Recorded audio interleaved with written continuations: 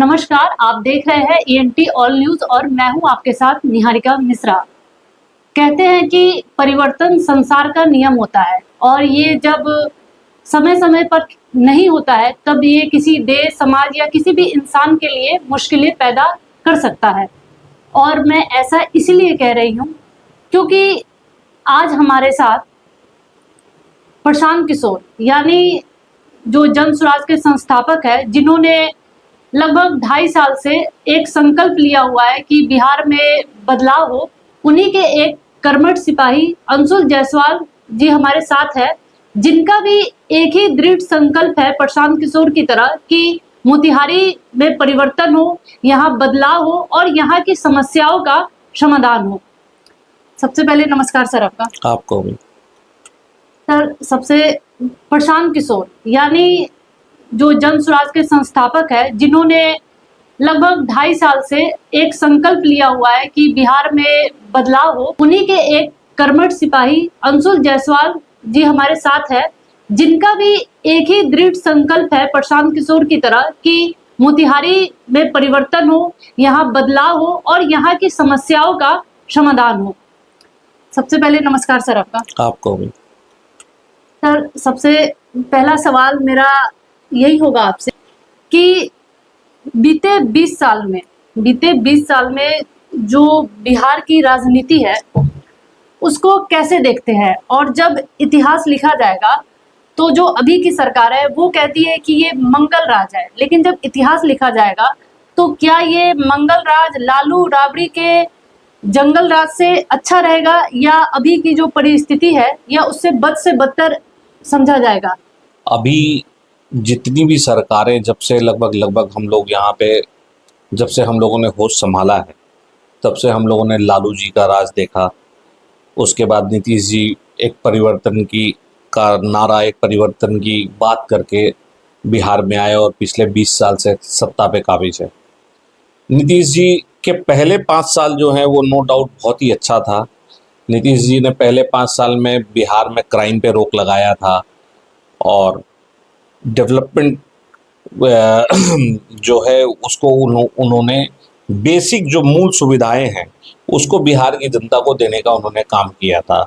उन्होंने सड़कें अच्छी की थी, 100 दिन में क्राइम पे रोक लगाया था, उन्होंने स्वास्थ्य व्यवस्था को बेहतर करने की कोशिश की थी। लेकिन वो पहले 5 साल, और पहले 5 साल के बाद नीतीश कुमार जी जो हैं वो अपनी सिर्फ कुर्सी बचाने के चक्कर में ही रह गए। कभी राजद के साथ, कभी भाजपा के साथ, कभी राजद के साथ, कभी भाजपा के साथ। 5 निश्चय या लेके जो वो कार्यक्रम 7 निश्चय कार्यक्रम लेके जो आए थे और जनता के बीच में उन्होंने जो वोट मांगा था, उसके आधार पर जनता ने उनके पहले 5 साल के कार्यकाल को देख के दोबारा उनको मौका दिया था। पर नीतीश जी उस पर खरे नहीं उतरे। और ये बिहार का कौन सा काल है, क्या है, ये तो मुझे मालूम नहीं, लेकिन नीतीश जी के पहले 5 साल अच्छे थे और 5 साल के बाद कुछ भी अच्छा नहीं है। मेरे हिसाब से तो यही बिहार की जो परिस्थिति है।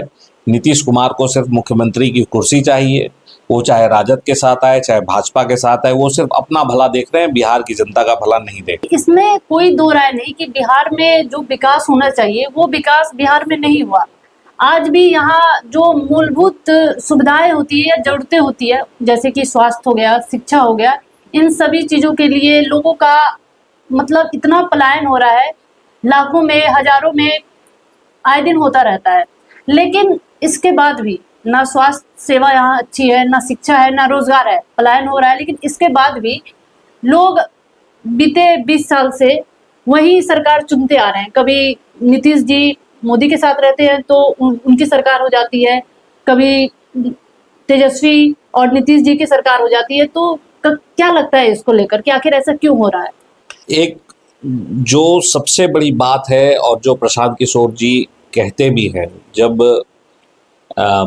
2 अक्टूबर 2022 से भितिहरवा आश्रम से प्रशांत जी जन सुराज एक मुहिम को लेके, जन सुराज एक अभियान को लेके लोगों के बीच में जाना जब उन्होंने शुरू किया, लोगों को जागरूक करना शुरू किया, तो उन्होंने लोगों को बताया कि आप वोट जो है, अपने वोट की कीमत को समझें।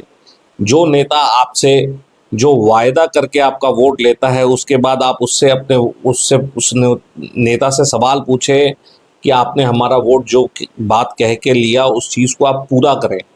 जब इस क्रम में हम प्रशांत जी के साथ हम लोग भी पैदल चले, पद यात्रा में लोगों से जब मिले, गांव-गांव गए, तो गांव-गांव में लोगों ने यही बात कही कि सर सब बात ठीक है, पर समाज जो है वो दो धड़े में बटा हुआ है। या तो आप राजद के डर से भाजपा को वोट देते हैं, जैसे कि भाजपा वाले लोग राजद के लोगों को मतलब लोगों को ये समझाते हैं कि अगर आपने हमें वोट नहीं दिया तो दोबारा से जंगल राज आ जाएगा, तो आप उससे बचना है तो आप हमें वोट दें। और दूसरा, राजद वाले लोग भाजपा का डर लगा के अपना वोट अपनी तरफ वोट लेते हैं कि अगर मुसलमानों को डराते हैं कि अगर आपने हमें वोट नहीं दिया तो फिर से भाजपा की सरकार आ जाएगी, वो आपको परेशान करेगी, ऐसा करेगी, वैसा करेगी। तो राजद दोनों पार्टियां जो हैं समाज को दो धड़े में इन लोगों ने बांट रखा था और अच्छे लोगों की राजनीति में बड़ी कमी थी। तो इस वजह से लोगों ने भी, बिहार की मैक्सिमम जनता ने ये फील किया और प्रशांत जी को ये बताया कि विकल्प के अभाव में हम लोग राजद के डर से भाजपा और भाजपा के डर से राजद को वोट देते हैं। आप समाज से अच्छे लोगों को निकालें, उन लोगों को राजनीति में लाएं और तब हम लोग आपका सपोर्ट करेंगे। उसी लोगों के कहने पे ही ये जन सुराज जो अभियान थी वो पार्टी में तब्दील हुई और समाज से अच्छे लोगों को निकाल के हम लोग राजनीति में प्रशांत जी ने लाने का काम किया है। लोगों को हम लोग 243 सीटों पे चुनाव लड़ने जा रहे हैं और जन सुराज से आप एक बात तो निश्चित ही जान लें कि किसी भी अपराधी या आपराधिक छवि के लोगों को टिकट नहीं मिलने वाला है। ये प्रशांत जी अपनी सारे भाषणों में कहते भी हैं। आप लोग बीते 2.5 साल से गांव-गांव जा रहे हैं, पंचायत, ब्लॉक, हर एक कोना। तो क्या लोगों का फीडबैक जो मिल रहा है तो उससे ये लग रहा है कि इस बार बिहार के लोग एनडीए या महागठबंधन जो विकल्प है जो आपने बताया उसको छोड़कर किसी तीसरे विकल्प की ओर जाएंगे? जैसे कि एक समय दिल्ली में लोग कांग्रेस और बीजेपी से त्रस्त आ गए थे और 2013 में अरविंद केजरीवाल को उन्होंने चुना, तो काइंड ऑफ उसी तरीके का सिचुएशन आगामी विधानसभा के जब नतीजे आएंगे तो वो देखने को मिलेंगे फीडबैक लोगों। बिल्कुल, हम लोग जितने भी लोगों से मिले, मैंने अभी आपको बताया कि लोगों का कहना ये था कि भैया विकल्प की बड़ी कमी है, अच्छे लोगों की राजनीति में बड़ी कमी है। आपको जान के ताज्जुब होगा, सरकार किसी की भी रहे, ये कुछ गिनी चुनी 50-60 फैमिली हैं बिहार में, मतलब पूरे हिंदुस्तान में 500 फैमिली है। सत्ता चाहे बीजेपी एनडीए की हो चाहे यूपीए की हो, सरकार में वही लोग रहते हैं, टिकट वही लोग पाने में कामयाब हो जाते हैं। प्रशांत जी ने और लोगों के कहने पे अच्छे लोगों को समाज से निकाल के और अपनी पार्टी में शामिल करने का काम किया है। इसमें वो सर्वे कराएंगे, जिसको लोग कहेंगे उन्हीं को टिकट देंगे, चुनाव लड़वाएंगे। 243 सीटों पे हम लोग ना चुनाव के पहले ना चुनाव के बाद हम लोग किसी से गठबंधन करने नहीं जा रहे हैं। ये प्रयास है और हम लोगों की सोच ये है कि हमें आने वाली सरकार, अगली सरकार जनसुराज की बिहार में होगी। बिहार को लेकर एक कहावत बहुत फेमस है कि यहाँ वोट जो है वो यहाँ की जनता कास्ट नहीं करती है, यहाँ कास्ट पर वोट देती है।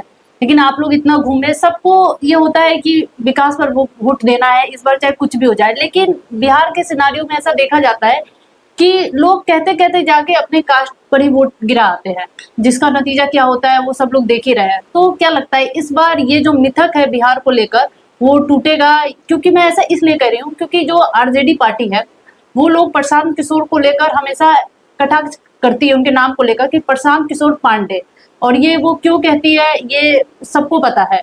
तो ये जो मिथक है कास्ट को लेकर कि लोग कास्ट पर वोट देते हैं बिहार में, तो वो इस बार लग रहा है कि ब्रेक होगा इस चुनाव में। देखिए, विरोधी का तो काम है किसी के बारे में भी कुछ भी कहना। सबसे पहली बात तो उनका नाम प्रशांत किशोर पांडे नहीं है, उनका नाम प्रशांत किशोर है।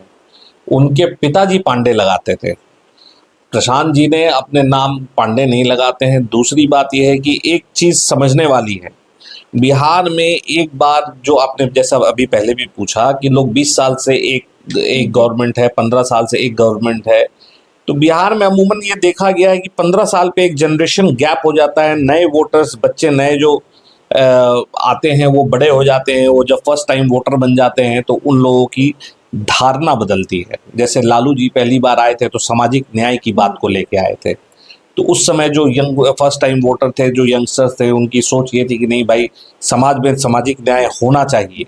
सामाजिक न्याय के लिए लोग लोग लालू जी को सरकार में लेके आए थे।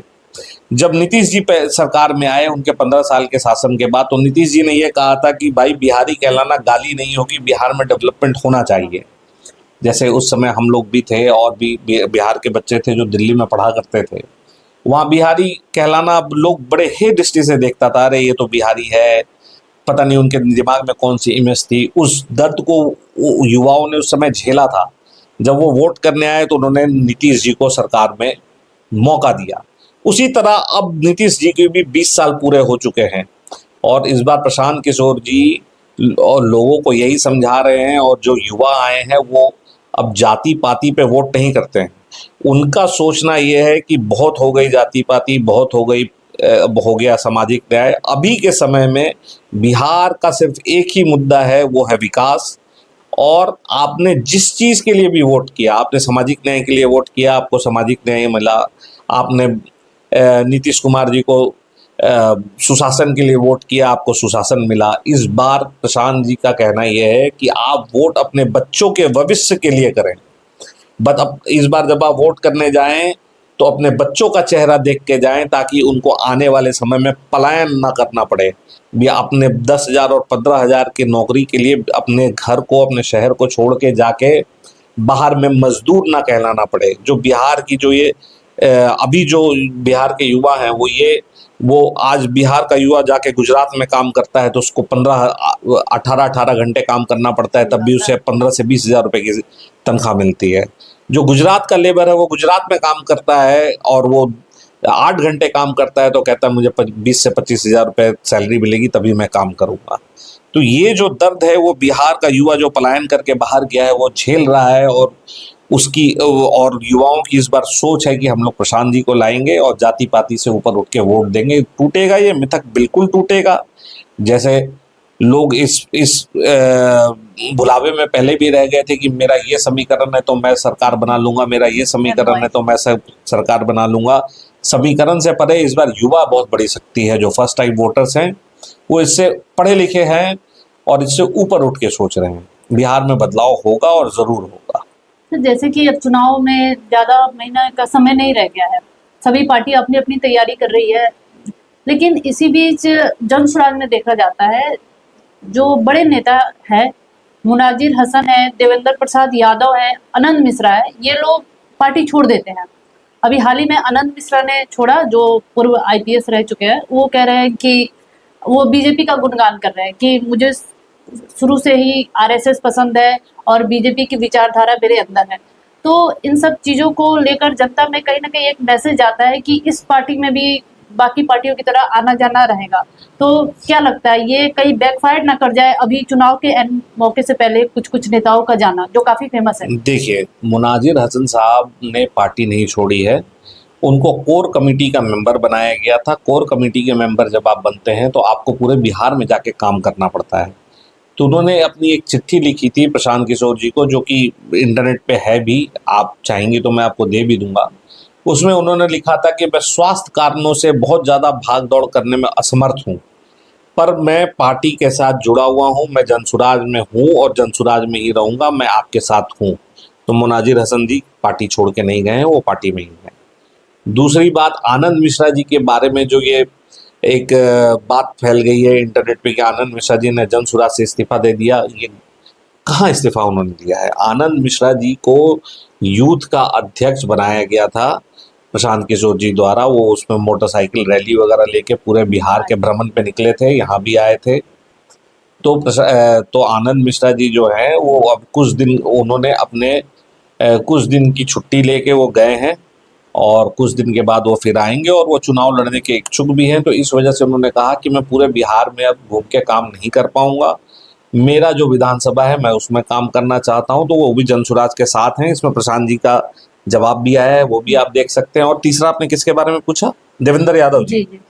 इसकी जानकारी मुझे नहीं है, मैं इस पे अब मैं जानकारी करूंगा तभी कुछ बता पाऊंगा आपको। आनंद मिश्रा बीजेपी की बहुत तारीफ कर रहे हैं, तो हाँ। इसको लेकर क्या कहना चाहते हैं? देखिए आरएसएस की तारीफ कर रहे आनंद हैं। मिश्रा जी की वो सोच हो सकती है, वो आरएसएस की तारीफ कर रहे हो, बीजेपी की कर रहे हो, पर फैक्ट तो ये है कि वो अभी जनसुराज में है। अब जिस दिन वो चले जाएंगे उस दिन हम लोग देखेंगे कि क्या वो है, लेकिन हमें पूर्ण विश्वास है कि वो जनसुराज में उन्होंने प्रशांत जी के साथ इस दल को आगे बढ़ाने में कंधा लगाया है और वो जनसुराज में ही रहेंगे और सम्मानित नेता हैं और वो चुनाव भी लड़ेंगे जनसुराज से। मेरा सवाल ये है, जैसे जनसुराज ने बहुत पहले ही ऐलान कर दिया था कि वो 243 सीटों पर चुनाव लड़ेंगे और ना प्री इलेक्शन ना पोस्ट इलेक्शन वो किसी से अलायंस नहीं करेंगे। और इसी बीच बिहार में पिछले साल उपचुनाव होते हैं जहां जनसुराज 4 सीटों पर चुनाव लड़ती है लेकिन एक भी सीट नहीं जीत पाती। तो क्या लगता है कि और उसके बाद विरोधी जो है वो कहते हैं कि ये लोग सिर्फ वोट कटवा की पोजीशन में है, बस हो गया, इनसे कुछ नहीं होने वाला है। तो एक ऐसा नहीं लग रहा है कि कहीं जल्दीबाजी हो गई, डायरेक्ट मेन जो विधानसभा है उसी को लड़ना चाहिए, एक नैरेटिव सेट हो गया? देखिए, जहां तक उपचुनाव की बात है तो उपचुनाव जिन 4 सीटों पे हुआ था, जब हम लोग 2 अक्टूबर को चले, पैदल चल रहे थे, पदयात्रा कर रहे थे, कोई गाड़ी से तो घूम नहीं रहे थे। तो बिहार को नापने का, पूरे बिहार को नापने का हमने लक्ष्य रखा था 1.5 साल, और सिर्फ नॉर्थ बिहार में ही 1.5 साल से ऊपर का समय लग गया था। जब पार्टी की स्थापना हुई 2 अक्टूबर 2023 को गांधी मैदान में, तो वहाँ लोगों ने प्रशांत जी से बोला कि आप ये चारों जो उपचुनाव है इसको लड़िए, अपनी उपस्थिति को दर्ज कराएं। लेकिन फैक्ट बात यही थी कि उस समय तक उन चारों विधानसभा सीटों पर प्रशांत जी की पदयात्रा नहीं पहुंची थी। वहाँ पे हम लोगों की टीम नहीं पहुंची थी, वहाँ संगठन नहीं बन पाया था, वहाँ पे हम लोगों का कोई संगठन नहीं था। कुछ ही दिन के अंदर कैंडिडेट्स खड़े हुए, उनको हम लोगों ने सपोर्ट किया और सपोर्ट करके चुनाव लड़ाया। उसके बाद भी परसेंटेज ऑफ वोट 10 से 11, मेरे नॉलेज में 11% वोट हम लोगों को आया, जो आरजेडी को नुकसान हो गया, लेकिन जो कि बहुत बड़ी बात है। बीजेपी वाले तो खुश हो गए। भारतीय जनता पार्टी को 2% से 10-11% पहुंचने में मेरे ख्याल में 20-25 साल का समय लग गया, और हम लोग 2 साल के अंदर, क्या 1 साल के अंदर ही एक पार्टी मतलब 4 महीने या 5 महीने, 4 महीने या 2 महीने पहले पार्टी अनाउंस हुई थी, मैं रिकॉल नहीं कर पा रहा हूँ, और उसके बाद हम लोगों ने 4 सीट पे चुनाव लड़ा और 11% वोट आए। इसको क्या आप कम आंकेंगे? जो गांधी मैदान में रैली हुई प्रशांत किशोर की, उसको लेकर बहुत सी बातें मीडिया में आई कि बहुत तरीके से इन लोगों की तरफ से कहा गया था कि ये जो रैली है गांधी मैदान की, ये इतिहास में दर्ज होगी और पूरा गांधी मैदान जो है खचाखच भरा रहेगा। तो बहुत तरीके की बातें चली, कारण जो भी रहा हो, लेकिन उस तरीके की भीड़ नहीं हुई, ठीक है। तो इसके बाद ये जो भी कारण रहा हो, उसके बाद बहुत सारी बातें भी चली कि गांधी मैदान को भरना लालू यादव के अलावा कोई नहीं भर सकता, ये सब चीजें। लेकिन मैं उस पर बात नहीं करूंगी, मैं बात करूंगी जो अभी हाल ही में हरसिद्धि में जो प्रशांत किशोर जी गए, वहां पे भीड़ नहीं, जब विजुअल सामने आए तो भीड़ नहीं थी, वो जन सैलाब था। तो इस कमबैक कह सकते हैं कि जो विरोधी के तो मतलब रातों की नींद उड़ गई कि अभी हमने इन्हें घेरा, और उसके बाद ये जो कमबैक है या जो विजुअल्स आ रहे थे, तो उसको लेकर क्या कहना चाहते हैं? देखिए, इसको थोड़ा सा आपको गांधी मैदान की रैली से ही इसका जवाब निकलता है। गांधी मैदान की रैली में जब हम लोग वहां गए तो सबसे पहले पटना के एसपी ने गांधी सेतु को ब्लॉक कर दिया कि आपकी रैली की गाड़ियां वहां से नहीं आएंगी। हम लोगों को परमिशन दिया गया कि आप नए पुल से आएंगे, और नए पुल के रास्ते में जब हम लोगों की गाड़ियां जब घुसी, मैं तो पहुंचने में कामयाब हो गया था। जो बसेस वगैरह थी, आप अंदाजा नहीं लगा सकते हैं कि पुल पे एक इतनी बड़ी रैली ऑर्गेनाइज हो रही है जिसका इंफॉर्मेशन पटना के प्रशासन को दिया जा चुका था, और नीतीश कुमार की सरकार ने एक कांस्टेबल तक वहां पे तैनात नहीं किया था, एक ट्रैफिक पुलिस तक वहां पे तैनात नहीं किया था, और पूरे पुल को सुनियोजित तरीके से जाम करके रख दिया गया। और जब उस पुल को जाम किया गया तो जाम का आलम यह था कि मुजफ्फरपुर साइड में जब जाम लगना शुरू हुआ तो मुजफ्फरपुर के पीछे तक गाड़ियां फंसी रह गई। छपरा से जो गाड़ियां आ रही थी वो छपरा के पीछे तक फंसी रह गई। मोकामा के तरफ की गाड़ियों का मुझे पता नहीं, जब मेरे पास उसके विजुअल्स भी हैं, मैं आपको दे सकता हूं, कम से कम 1.5 से 2 लाख की भीड़ जो है वो वहीं फंसी रह गई। और उसको सुनियोजित तरीके से गांधी मैदान में उन लोगों ने आने नहीं दिया। जो अभी प्रशासन है नीतीश कुमार का की जो प्रशासन है उन्होंने वो ये प्री प्लान्ड था कि इनकी रैली को हम लोगों को फ्लॉप कराना है। फिर भी शाम में 6 बजे आधा गांधी मैदान जो है, आधा गांधी मैदान भर चुका था लोगों से। और उसके रिएक्शन में अब प्रशांत जी जहां भी लोगों से उन्होंने उसी दिन कहा था कि अब मैं आपको मेरे पास नहीं आना है, मैं आपके क्षेत्र में आऊंगा। और उसी के रिएक्शन में जो हम लोगों को उन लोगों ने गांधी मैदान जाने से रोक दिया था, जनता खुद अपने आप अपने संसाधन से प्रशांत जी सिर्फ हरसिद्धि नहीं, जहां पर भी जा रहे हैं वहां पे जन सैलाब उमड़ रहा है। इससे आप अंदाजा लगा सकते हैं कि लोगों की कितनी रुचि है जनसुराज में और लोग क्या फील करते हैं प्रशांत किशोर जी के बारे में। मेरा लास्ट क्वेश्चन होगा, इसके बाद मैं मोतिहारी विधानसभा पर आऊंगी। जी जितने भी सर्वे अभी निकल कर आ रहे हैं जी उसमें मुख्यमंत्री की जो पसंद है जनता को लेकर, वो सबसे पहले आते हैं तेजस्वी यादव और उसके बाद आते हैं नीतीश कुमार। जी लेकिन प्रशांत किशोर जो है वो नीतीश कुमार तीसरे नंबर पर रहते हैं, लेकिन नीतीश कुमार से उनका मार्जिन जो होता है जी वो कम रहता है। जी और किसी किसी सर्वे में तो वो दूसरे नंबर पे भी चले जाते हैं।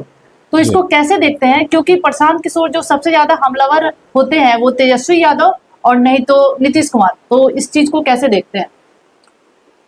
देखिए, नीतीश कुमार के बारे में तो हमारे नेता कहते ही हैं कि वो मेंटली जो हैं और फिजिकली अब फिट नहीं है बिहार की गद्दी को संभालने के लिए। उनकी उम्र भी हो चुकी है, बड़े भी हैं, हम लोगों के चीफ मिनिस्टर हैं, पर वो अब फिजिकली फिट नहीं है। और ऐसा हम लोगों ने जो भी मीडिया में देखा है, खैर वो हमारे मुख्यमंत्री हैं, उनके बारे में मैं ज़्यादा टिप्पणी नहीं करूँगा, बस यही कहूँगा कि वो अब फिजिकली फिट नहीं है बिहार को संभालने के लिए। तेजस्वी यादव के ऊपर वो हमलावर रहते हैं, जो फैक्ट है वो वही कहते हैं। तेजस्वी यादव अगर 9वीं पास हैं तो उनको 9वीं पास ही कहते हैं। हमलावर रहते हैं, क्या रहते हैं, इसमें बहुत ज़्यादा जानने की क्या ज़रूरत है। हम लोग अपनी पार्टी का विस्तार करना चाह रहे हैं, अपनी पार्टी का विस्तार, सॉरी गलती बोल दिया, पार्टी का वो प्रमोशन कर रहे हैं, लोगों को ला रहे हैं, जोड़ रहे हैं। हम लोग चुनाव लड़ेंगे और अगली सरकार हम लोगों की बनेगी, इसके लिए आप लोग आश्वस्त रहें। प्रशांत किशोर तेजस्वी यादव पर हमला करते रहते हैं और इधर आरजेडी की तरफ से जो सबसे ज्यादा तीखा हमला होता है वो ये होता है कि ये भाजपा के लिए काम कर रहे हैं और ये जो है बीजेपी की बी टीम है। कल तक आरजेडी के लिए ओवैसी जो थे वो बी टीम थे और लेकिन अब प्रशांत किशोर हो गए, तो इस चीज को कैसे देखते हैं? देखिए, जो विरोधी है उनको बोलने के लिए कुछ ना कुछ तो चाहिए ही, कुछ ना कुछ तो चाहिए ही। अगर मान लीजिए कि उन लोगों को डर, राष्ट्रीय जनता दल के लोगों को डर ये लग रहा है कि मुसलमान को लालटेन का किरासन तेल बना के वो लोग जलाते रहे, पर मुसलमानों के लिए उन्होंने कुछ किया नहीं। मुसलमान आज अक़लियत समाज के लोग प्रशांत किशोर की बातों से कन्विंस हो रहे हैं, उनसे आ रहे हैं, उनसे जुड़ रहे हैं। वो लोग कह रहे हैं कि कि सर आप नए विज़न के साथ आए हैं, आपका विज़न अच्छा है, हम लोग आपके साथ जुड़ेंगे, आपको वोट देंगे। ये तो उन लोगों का डर बोल रहा है, वो और क्या बोल सकते हैं।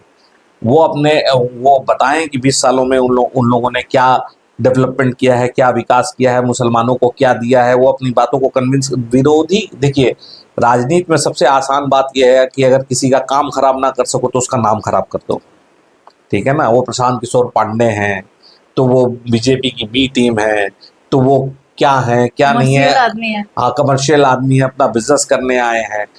वो तो आज तक सत्ता में भी नहीं रहे, आपको इतना डर क्यों लग रहा है उनसे? आप अपनी उपलब्धियों को गिनाएं। प्रशांत किशोर जी अपनी उपलब्धियों को गिनाएंगे, पहले वो सत्ता में तो आ जाएं। सवाल तो सत्ता वालों से पूछा जाएगा ना। सत्ता में राष्ट्रीय जनता दल रह चुकी है, जेडीयू रह चुकी है, प्रशांत किशोर जी सवाल किससे पूछेंगे? जब बिहार का चुनाव लड़ना है तो जो बिहार में सत्ता में रहे उन्हीं से सवाल पूछेंगे।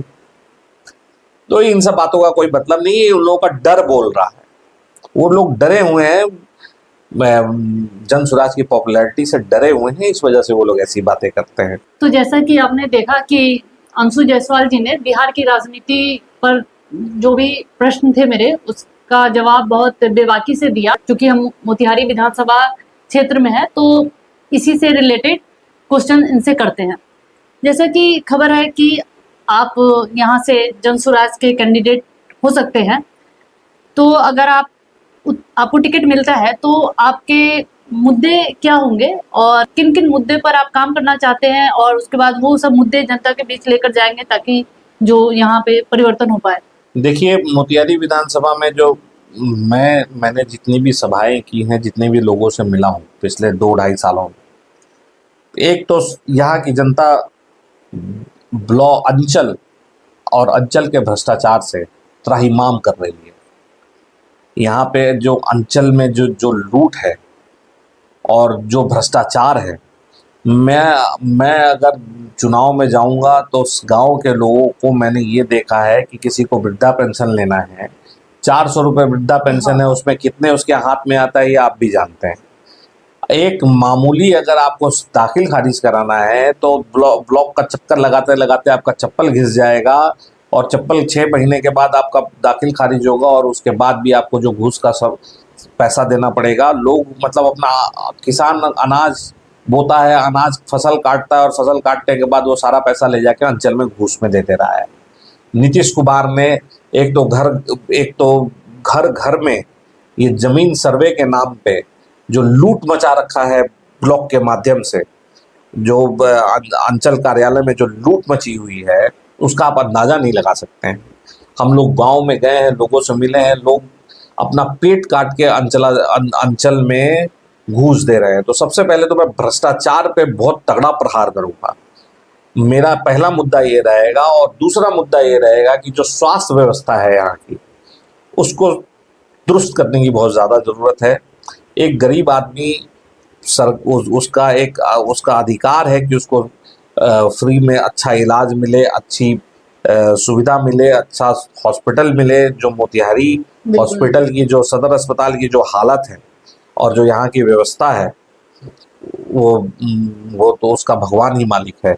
ये आप लोग, मैं जो गरीब जनता को जब रोते हुए वहां देखता हूँ तो रूह कांप जाती है। कोई सुनवाई नहीं है, कोई सुनवाई नहीं है, और इसको कोई सुनने वाला भी नहीं है। और तीसरा और सबसे बड़ा मुद्दा होगा चंपारण में, एक तो ये बेतिया राज की जमीन का जो मुद्दा इन्होंने उठाया है, वो आधा अधूरा मुद्दा उठा के सारा खाता नंबर 1 से लेकर 5 तक को इन्होंने ब्लॉक सूची में डाल दिया है, जबकि उसका फैक्ट कुछ और है। मेरे पास उसके फैक्ट्स हैं कि 1 लाख एकड़ जमीन जो है बेतिया महाराज ने 1800 कुछ में ही क्वीन ऑफ इंग्लैंड से कर्ज लिया था, उसको चुका नहीं पाए थे, तो उन्होंने कर्ज के बदला उस जमीन को मिनाह कर दिया था।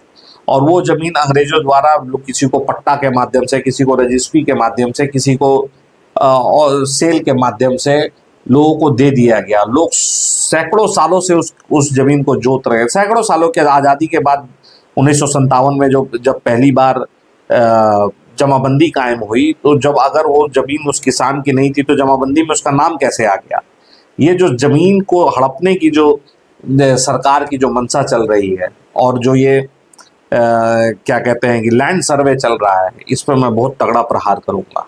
ये नीतीश कुमार की वो कहते हैं ना कि ताबूत में आखिरी कील साबित होगी ये चंपारण से जमीन का सर्वे और बेतिया राज की जमीन के नाम पे जो किसानों को परेशान किया जा रहा है।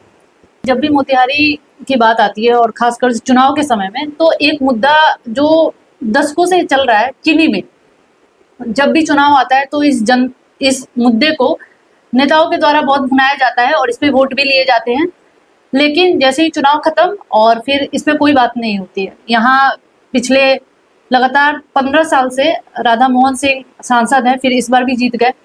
20 साल से विधायक हैं यहाँ के बीजेपी के प्रमोद कुमार, लेकिन जो चीनी मिल है वो बंद की बंद पड़ी है। एक समय रोजगार यहाँ से मिलता था, किसानों को जरिया था पैसे कमाने का। तो और मुद्दा भी हमेशा रहता है, लोग हमेशा बोलते हैं कि इस चीनी मिल को चालू करवाया जाए। तो इस पे क्या करेंगे अगर आपको जनता चुनती है तो? देखिए, ये राज्य सरकार के अधिकार क्षेत्र से काफी ऊपर का मामला हो गया है। आप इसकी कुछ टेक्निकल पॉइंट्स को समझें। लेकिन एक विधायक के तौर पर नहीं, मैं बताता हूँ आपको। आप इसकी एक मैं तो ये मानता हूँ कि केंद्र में भाजपा की सरकार है, राज्य में भाजपा की सरकार है, इच्छा शक्ति की कमी है। वही चीज, इच्छा शक्ति की कमी है। मोदी जी जब आए थे यहाँ पे चंपारण में, तो उन्होंने कहा था इसी चीनी मिल के बनी चीनी का चाय पी के जाऊंगा जब अगली बार आऊंगा। तो दूसरी बार आ गए, 2 बार आ गए। वो तीसरी बार भी इसी मुद्दे को उठाएंगे। इच्छा शक्ति की कमी है। अगर प्रधानमंत्री चाहे तो हिंदुस्तान में क्या नहीं कर सकते हैं। ये तो एक मामूली चीनी मिल है। इसमें सरासर इस सरकार की इच्छा शक्ति की कमी है और कुछ भी नहीं है। और इसको एक मुद्दा बना लिया गया है जिसको हर कोई भुनाता है, पर करता कोई कुछ भी नहीं है। अगर मैं सरकार में आऊंगा तो जैसे अगर सरकार की इच्छा शक्ति थी तो आज सुगोली का चीनी मिल चालू हो गया ना, आज मोतिहारी चालू नहीं हो पाया, चकियर चालू हो नहीं पाया। इसमें कुछ टेक्निकल प्रॉब्लम्स होगी तो मैं उसको देखूंगा, इस मुद्दे को उठाऊंगा, लेकिन मैं इस मुद्दे को अपने चुनावी मुद्दा बनाने के फेवर में नहीं हूं, क्योंकि इतना ये मुद्दा इस मुद्दे से अब जनता का भी विश्वास उठ चुका है। मैं भी अभी एक जनता का प्रतिनिधित्व कर रहा हूँ, तो ये अब सुनने का भी मन नहीं करता है। अगर केंद्र सरकार चाहे तो उसके लिए 1 साल में इस पूरे ऐसे 10 चीनी मिल चंपारण में लग सकते हैं। चलिए आपके चुनावी मुद्दे पर आते हैं। मोतिहारी शहर में सबसे ज्यादा जो प्रॉब्लम है वो जल निकासी की है। जैसे बारिश होती है, पूरा रोड पे पूरा बारिश का जो पानी होता है वो पूरा भरा रहता है। लोग जब साइकिली से जाए या किसी भी चीज से जाते हैं तो एक संभावना बनी रहती है कि कब गिर जाए। ये एनएच वाला जो छतौनी रोड है, आपने देखा होगा, बारिश आती है पूरा वो भर जाता है। तो ये समस्या का समाधान कैसे होगा? देखिए, ये तो काम जो एनएच के किनारे नालियां हैं या जो सड़क हैं या मोहल्ले वगैरह में भी ये, और जो मोहल्ले में, ये तो नगर निगम का काम है। नगर निगम के लोग उस पर काम करेंगे। अभी ज़्यादा ध्यान मैंने उस पर दिया नहीं है। जो लोग नगर निगम की राजनीति में है वो लोग इस पर आपको अच्छे से प्रकाश डाल सकते हैं। ऐसे अगर मेरे संदर्भ में कुछ आएगा तो जो भी उस समय मेयर होंगे या जो भी जो उसके संबंधित राजनेता होंगे या पदाधिकारी होंगे, उनसे मिलेंगे, हम लोग बैठेंगे, देखेंगे, बात करेंगे। और समस्या को दूर करना कोई बहुत बड़ी चीज़ नहीं है। नाला निकासी, ड्रेनेज सिस्टम, इसको बनाने के लिए इच्छा शक्ति चाहिए। अगर आपके पास इच्छा शक्ति है तो आप कर सकते हैं। ये कोई बहुत बड़ी समस्या नहीं है। ये इसका समाधान जनरल वे में अगर कोई काम करने वाला नेता हो तो इसको कर सकता है। मैं ये पूछना चाहती हूँ कि बीते 20 साल से यहाँ पे बीजेपी के विधायक हैं। जनसुराज से पहले आप भी एक आम जनता, तो उनके काम को कैसे देखते हैं मोतिहारी के लिए? मोतिहारी के विधायक, मंत्री भी रहे, मोतिहारी के विधायक जो हैं वो उनका मतलब क्या मैं कहूँ उनके बारे में। वो तो ये सोच के बैठे हुए हैं कि मैं काम करूं या ना करूं, डेवलपमेंट विकास करूं या ना करूं। लोग मुझे अशब्द बोल के भी मुझसे घृणा करके भी लोग मुझे ही वोट देंगे, क्योंकि राष्ट्रीय जनता दल अपना टिकट या तो किसी आपराधिक छवि के लोगों को दे देती है या किसी बाहरी उम्मीदवार को दे देती है, या मतलब समाज में ऐसे लोगों को वोट देती है जिसको लोग पसंद नहीं करते हैं। बाहरी आदमी आके मोतिहारी में क्या जानेगा? वो तो एक बार चुनाव जीतेगा और उसके बाद चला जाएगा अपने घर और विधानसभा में बैठेगा। मोतिहारी की दुर्दशा से उसको क्या मतलब है? तो लोगों को ये समझाने में कामयाब हो जाते हैं और उनके मन में ये बात बैठी हुई है कि मैं काम करूं या ना करूं, क्योंकि पार्टियां सिर्फ 2 थी यहाँ पे। राष्ट्रीय जनता दल ने किसी बाहरी को टिकट दे के मोतिहारी भेज देना है, या फिर किसी आपराधिक छवि के लोगों को टिकट दे देना है। मैं वैसे ही चुनाव जीत जाऊंगा, काम करूं या ना करूं। तो जिस आदमी की सोच ही यही हो, उसके बारे में क्या बात करना, वो क्या विकास करेगा मोतिहारी का। आपने आरजेडी की बात की कि वो बाहरी को टिकट दे देते हैं, लेकिन अभी खबर जो आ रही है बहुत जगह से कि हो सकता है यहाँ से जो अभी प्रीति गुप्ता, उन लोगों को टिकट मिल सकता है विधानसभा के लिए। तो क्या लगता है, क्योंकि मेयर का चुनाव जो था यहाँ पे बीजेपी के प्रकाश अस्थाना से लोग त्रस्त थे और वो जीती, तो क्या लगता है इस बार अगर उनको टिकट मिलता है तो जो मुकाबला होगा यहाँ पे चुनावी, वो काफी ज्यादा तगड़ा देखने को मिलेगा? हाइपोथेटिकल क्वेश्चन का कोई आंसर होता नहीं है। अब पहले उनको टिकट मिले, वो पहले चुनावी राजनीति में आए। जनसुराज से किसको टिकट मिलता है, भाजपा से किसको टिकट मिलता है, राजद से किसको टिकट मिलता है, ये जब टिकट मिलेगा तब देखेंगे। एक मेरा लास्ट में एक थोड़ा सा छोटा सा एक रैपिड फायर राउंड है, उसमें आप बस एक ही शब्द में आंसर दीजिएगा, जल्दी जल्दी, ठीक है? मुख्यमंत्री के रूप में कौन बेहतर रहा है बिहार के लिए, नीतीश कुमार या लालू प्रसाद यादव? दोनों ही नहीं। जनसुराज किसके लिए ज्यादा परेशानी लाएगी इस चुनाव में, एनडीए या महागठबंधन? दोनों के लिए। मुख्यमंत्री के रूप में दोनों में से बेहतर साबित होगा तेजस्वी यादव या चिराग पासवान? प्रशांत किशोर। अपने अपने पिता की राजनीति से किसको अभी ज्यादा सीखने की जरूरत है, तेजस्वी यादव या चिराग पासवान? दोनों को। बिहार की राजनीति में कांग्रेस को आरजेडी की ज्यादा जरूरत है या बीजेपी को जेडीयू की ज्यादा जरूरत है? दोनों को एक दूसरे की जरूरत है, एक सिक्के के दो पहलू। दो पहलू हैं दोनों। नीतीश कुमार के एक समय ज्यादा करीबी कौन रहे, प्रशांत किशोर या RCP Singh? Blue eyed boy थे एक समय के दोनों आदमी। नीतीश कुमार के ज्यादा नजदीकी दोनों ही रहे। इसका थोड़ा मैं इलेबोरेशन में जवाब दे सकता हूँ, दो शब्द में नहीं कर सकता हूँ। नीतीश कुमार जी जब स्थिति पहले 5 साल के बाद खराब थी, तो प्रशांत किशोर के पास वो मदद मांगने गए थे कि भाई आइए और हमारा चुनाव का प्रबंधन करिए, हमें चुनाव जितवाइए। और आरसीपी सिंह जो हैं वो संगठन के आदमी थे, उन्होंने भी कंधा लगाया, प्रशांत किशोर जी ने भी कंधा लगाया, और दोनों लोगों की सामूहिक जो प्रयास है उसका नतीजा था कि नीतीश कुमार जी पहले 5 साल के बाद दोबारा मुख्यमंत्री बनने में कामयाब हुए। तो दोनों ही की भूमिका अलग अलग अपने क्षेत्र में काफी अच्छी थी और दोनों ही उनके नजदीक थे। अब हालांकि दोनों प्रशांत किशोर और ये आरसीपी सिंह एक हो गए। अब वो कारण है ना, नीतीश कुमार जी जब चुनाव प्रबंधन कराने गए थे तो प्रशांत जी ने ये कहा था कि भाई मैं आपको मदद अगर करूंगा तो आप जो वादा करके आएंगे आपको उस वादा को पूरा करना होगा। आपने 7 निश्चय पे चुनाव लड़ा है, नाली गली जल नल, शिक्षा, स्वास्थ्य, ये मुद्दे थे उसमें। जब उन्होंने उस मुद्दे को पूरा नहीं किया तभी तो प्रशांत जी ने उनको छोड़ा। चिराग पासवान को विधानसभा चुनाव लड़ना चाहिए या अपने पिता की तरह केंद्र की राजनीति करनी चाहिए, क्योंकि अभी ऐसी खबरें हैं कि वो लड़ सकते हैं? ये उनकी मर्जी है। कन्हैया कुमार को बिहार की राजनीति में नहीं जमने देने के पीछे किसका हाथ है, लालू प्रसाद यादव या कन्हैया कुमार खुद स्टेबल नहीं रहते? लालू प्रसाद यादव। बहुत बहुत धन्यवाद सर आपका। आपने मेरे सभी प्रश्नों का जवाब बहुत बेबाकी से दिया और बहुत संक्षिप्त में दिया, और हमें समय देने के लिए, हमारे चैनल को समय देने के लिए बहुत बहुत धन्यवाद। और आपके जो भविष्य में जो भी राजनीति है उसके लिए बहुत बहुत शुभकामनाएं। धन्यवाद। धन्यवाद।